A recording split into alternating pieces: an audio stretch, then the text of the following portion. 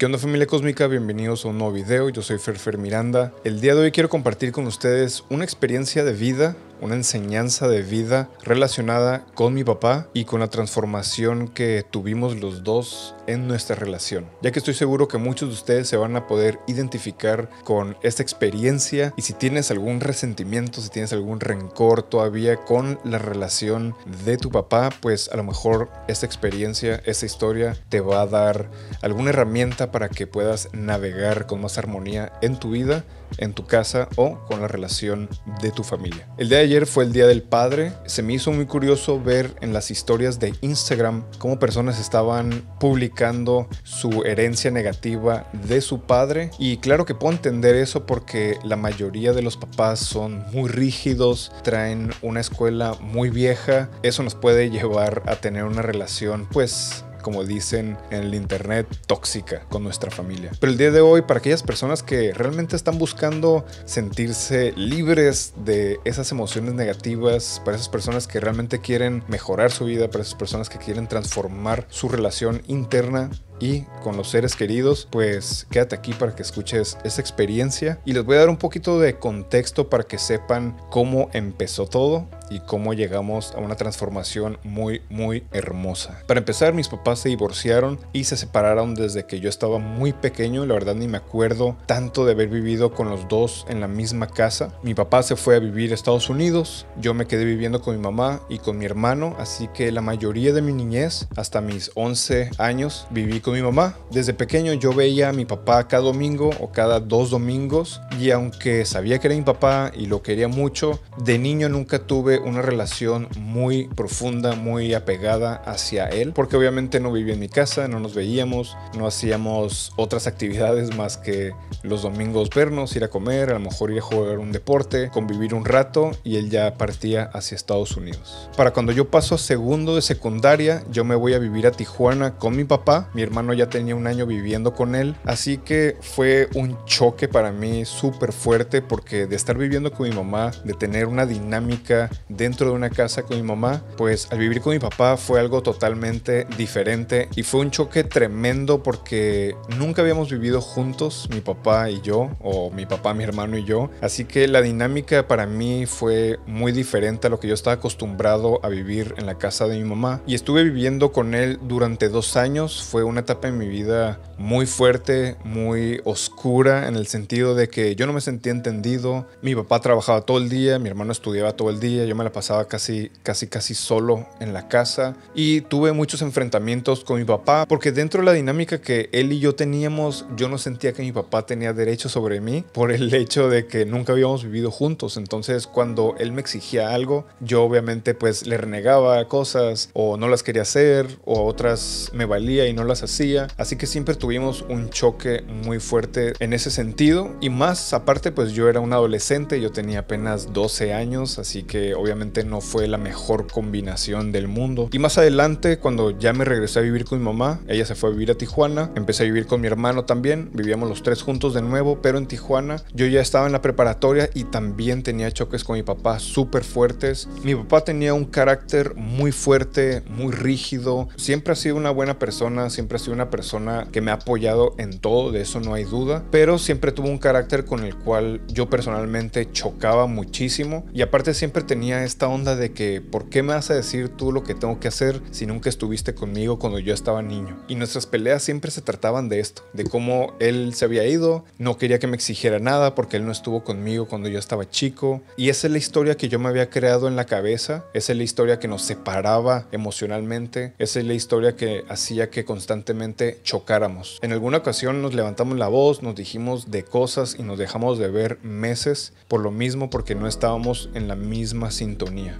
Yo no lo entendía a él y él no me entendía a mí. Para cuando yo salí de la preparatoria, tuve la oportunidad de poder viajar a Italia. Viví en Milán con mi hermano y con uno de nuestros mejores amigos, y aquí es cuando empieza a cambiar la historia de la relación con mi papá. Un día estábamos mi hermano y uno de nuestros mejores amigos, que se llama Mario, y yo hicimos una cena. Ya teníamos aproximadamente como 2 meses viviendo en Italia, no conocíamos a nadie, compramos algunas cervezas, empezamos a comer y empezamos a hablar de lo fregón que es México, de la comida deliciosa. Empezamos a apreciar todo aquello que habíamos dejado acá en México. Empezamos a hablar de nuestras familias, de nuestros amigos, de todo lo que apreciábamos acá y todo lo que nos hacía falta estando en Italia. Entonces, ya cuando llevábamos 2 que 3 cervezas, nos empezamos a poner más sentimentales porque estando lejos, apenas estando lejos o cuando te hace falta alguien o algo, empiezas a apreciar realmente esa necesidad de esas personas o de las cosas con las que uno creció. Entonces llegó el punto donde estábamos hablando de nuestros familiares y estábamos hablando anécdotas de nuestras mamás, de nuestros papás, y recuerdo muy bien que mi hermano y yo le estábamos platicando a nuestro amigo cómo era mi papá con nosotros y empezamos a contar primero las cosas negativas y después fuimos poco a poco contando las cosas positivas y nos dimos cuenta dentro de esta conversación que mi papá nos había contado cómo a él de chico lo habían maltratado bastante, lo duro que había sido su vida, lo duro que habían sido sus padres, lo difícil que había sido la decisión de tomar una carrera que él no quería tomar. Sus papás lo obligaron a tomar una ciencia que él no quería, cuando él quería dedicar su vida a algún deporte, básquetbol, a entrenar, algo relacionado con el deporte, y no pudo hacerlo porque sus papás lo obligaron. Y en esa época,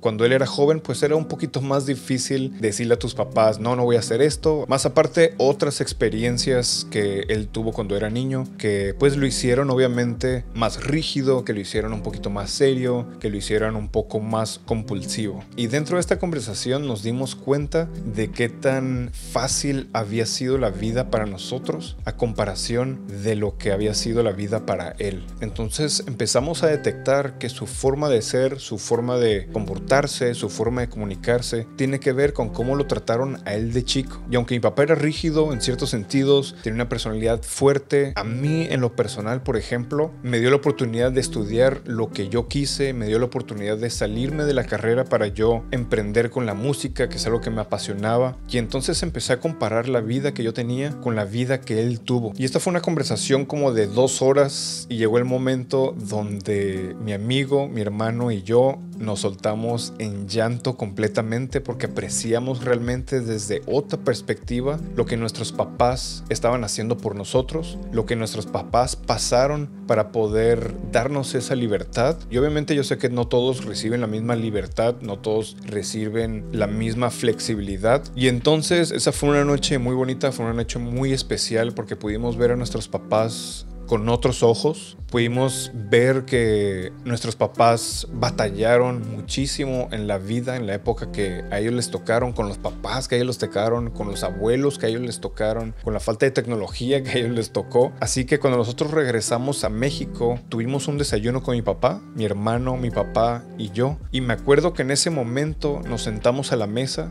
y le dije, papá, te quiero decir algo. Solo quiero que sepas que te acepto tal y como eres. Te acepto con tus partes amorosas y te acepto con tus partes no tan amorosas, con todos tus errores, te acepto con todas tus virtudes, te acepto con todos tus defectos, te acepto con todas tus equivocaciones y también con todas las cosas grandiosas que has hecho por mí. Solo quiero que tú sepas que yo sé que como tú eres ahorita tiene que ver por cómo fueron contigo en el pasado. Sé que cuando tú levantas la voz no es algo personal. Sé que viene de un trauma de cuando eras chico. Sé que cuando tú y yo tenemos un conflicto no es porque no me amas, sino porque tú viviste cosas peores cuando eras niño y ahora no sabes manejarlas. Y quiero que sepas que no te juzgo y quiero que sepas que te amo incondicionalmente. Mi amor no depende de cómo me hables, no depende de lo que tú me digas o no me digas. Ahora puedo agradecerte por la vida que tú me has dado, por las enseñanzas que me has dado, por los ejemplos que me has dado, por el tipo de cosas que yo no quiero repetir de ti, que eso también es súper valioso, pero quiero que tú sepas que yo te entiendo, que entiendo por qué eres así. Si tú quieres cambiar, si tú quieres transformar tu vida, adelante. Si no lo quieres hacer, no hay ningún problema. Yo sé que no fue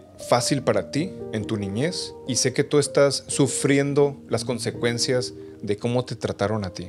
Y te entiendo, te acepto y te amo. Y obviamente en ese momento nos sentimos súper conectados, lloramos, nos abrazamos. Él sintió que no lo estaba juzgando, él sintió que alguien en la vida lo aceptó tal y como era. Y ese fue un momento súper mágico en nuestra relación. Eso sanó nuestra relación completamente. A partir de ese momento, mi papá y yo no hemos tenido hasta ahorita un problema, una discusión, una alteración, porque él sabe que yo lo comprendo. Él sabe que yo sé por las cosas que él pasó de niño. Y en ese momento lo que era mi resentimiento, mi rencor, mi falta de conexión desapareció por completo, porque nos pudimos conectar más allá de los problemas que habíamos tenido, más allá de nuestras personalidades, y nos entendimos como seres humanos. Y siento que eso es algo que falta más en las relaciones familiares, que en vez de reclamarnos, que podamos comprender al otro, que podamos entender al otro. El día de ayer me estuvieron escribiendo personas que se identificaron con un texto que subí y dice así: hoy es el día que te enterarás en Insta Stories quién tiene buena relación con su pa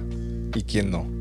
Los que sí suben fotos y los que no, una cátedra de todos los traumas que han heredado.